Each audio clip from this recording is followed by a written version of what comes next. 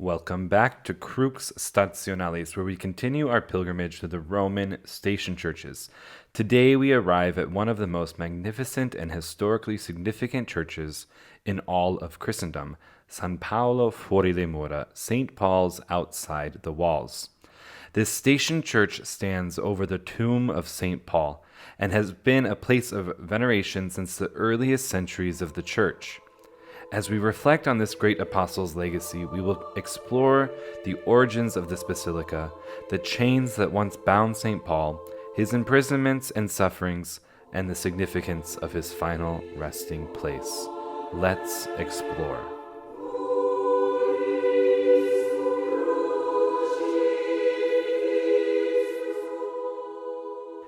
The history of San Paolo Fuori le Mura dates back to Emperor Constantine, who sought to honor the memory of the apostles with grand basilicas. Just as he constructed St. Peter's Basilica over the tomb of St. Peter, he also built a church over the tomb of St. Paul along the Via Ostiense. The original Constantinian Basilica, completed around the year 324 AD, was a smaller structure, but devotion to St. Paul grew rapidly. By the late 4th century, Emperor Theodosius I and his successors undertook an ambitious expansion, resulting in the largest church in Rome until St. Peter's was rebuilt in the 16th century. This ancient basilica was adorned with marble columns, stunning mosaics, and a massive triumphal arch, reflecting the glory of Christ and the honor due to his great apostle. Though the original structure was largely destroyed in a fire in 1823, the basilica was rebuilt in the same grand style, preserving its historic essence. Today it stands as one of the 4 major papal basilicas, second only to St. Peter's in grandeur. Inside the basilica, near the Confessio, one of its most treasured relics is kept, the chains of St. Paul. Tradition holds that these are the very chains that bound him during his final imprisonment in Rome before his martyrdom.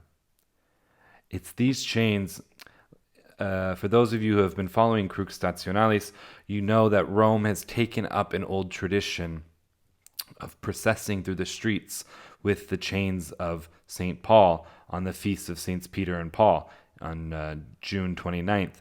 And I had the great privilege this last summer of being able to be one of the men who carried the chains through the streets as a member of the Arch Confraternity at Trinità dei Pellegrini, a very beautiful moment that I was able to take part in.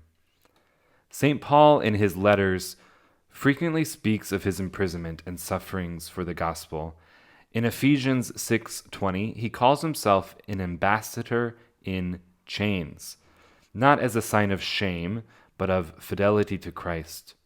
His chains, which were once instruments of persecution, have now become symbols of his unwavering missionary zeal, endurance, and ultimate victory in Christ.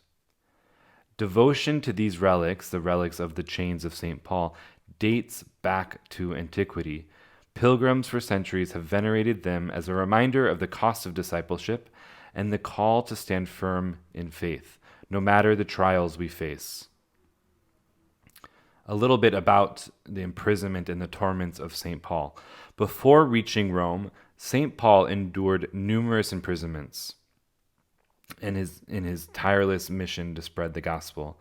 In 2 Corinthians chapter 11, he recounts the immense sufferings he bore. He said, "I have been in prison more frequently, been flogged more severely, and been exposed to death again and again. 5 times I received from the Jews the 40 lashes minus 1. 3 times I was beaten with rods. Once I was pelted with stones. 3 times I was shipwrecked. I spent a night and a day in the open sea. I have labored and toiled, and have often gone without sleep. I have known hunger and thirst, and have often gone without food." Among these sufferings, Paul's imprisonments stand out. He was jailed in Philippi, interrogated in Jerusalem, held in Caesarea Maritima for 2 years.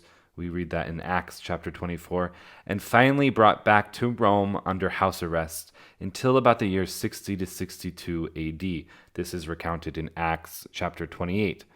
His first Roman imprisonment took place in a rented house near the present-day Basilica of Santa Maria in Via Lata, another station church that we will be visiting, where he was permitted visitors and continued preaching the gospel freely. His final imprisonment, however, was far harsher. Around the year 67 AD, Paul was confined in the Mamertine Prison. In the Mamertine Prison, he awaited execution under Emperor Nero. As a Roman citizen, Paul, in contrast to St. Peter, who was crucified, Paul was beheaded at the site of the Tre Fontane Abbey. And we know the story. He was beheaded and his head bounced 3 times, and from there miraculous fountains sprung up and still flow today. And then his body was laid to rest along the Via Ostiense, where the basilica now stands, in what was a Roman cemetery.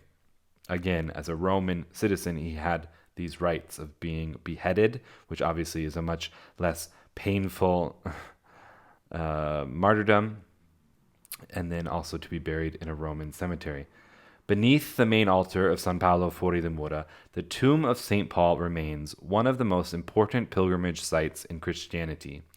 In 2006, Pope Benedict XVI confirmed through archaeological investigations that the marble sarcophagus beneath the altar dates back to the late 1st or early 2nd century, consistent with the time of Paul's martyrdom. Pilgrims kneel in prayer before the apostles' resting place in this Confessio of San Paolo Fuori the Mura, reflecting on his extraordinary life of zeal, missionary zeal, suffering for Christ, and unyielding faith. St. Paul's presence in Rome reminds us that the gospel is meant for everyone, that we are meant to preach the gospel by our own lives. And so today we should ask ourselves, Paul, who never stopped preaching, even when he was in prison, do we share the gospel boldly? Do we share it in those moments when I don't know if I want to. I'm just going to bite my tongue. I'm just going to not say anything. Or do we have this zeal that Paul had? And we see in Paul a hope of resurrection. Paul died for Christ, but we know that his legacy continues.